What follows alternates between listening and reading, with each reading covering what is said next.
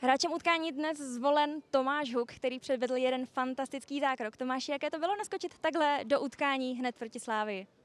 Tak ďakujem pekne. No, bolo to veľmi ťažké, pretože hlavne z lavičky a do obrany sa nadkakuje, myslím si, že veľmi ťažko, ale myslím si, že sme to zvládli aj ten druhý polčas. Myslím si, že bol z našej strany celkom dobrý aj celkovo ten zápas a škoda, už sme sa videli s 3 bodami, ale nakoniec to pán sa odvolal, tak bohužiaľ musíme sa uspokojiť s jedným. Vy jste dnes hrál na pozici levého obránce, ale jste spíše stoperem, nebo to je pro vás taky v pohodě pozice? Už som sa s tým aj s trénerom bavil. Ja som v Poľsku hrával 2 roky na tej pozície, kade tam u stopera alebo ľavého alebo pravého obrancu, takže nie je to pre mňa nič nové. Takže tréner vedel, že ma tam môže postaviť a ja som rád, že mi dal tú dôveru. Zastavíme se u toho zákroku po střele Vlčka. Jeden asi z těch nejlepších zákroků ve vaší kariéře?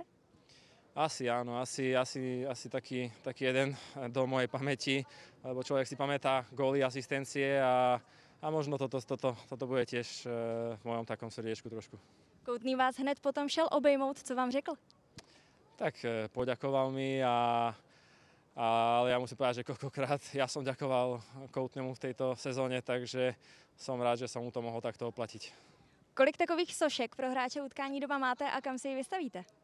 Tak priznám sa, že to je moja prvá, takže uvidíme, musíme nájsť nejaké špeciálne miesto a hovorím, ďakujem veľmi pekne.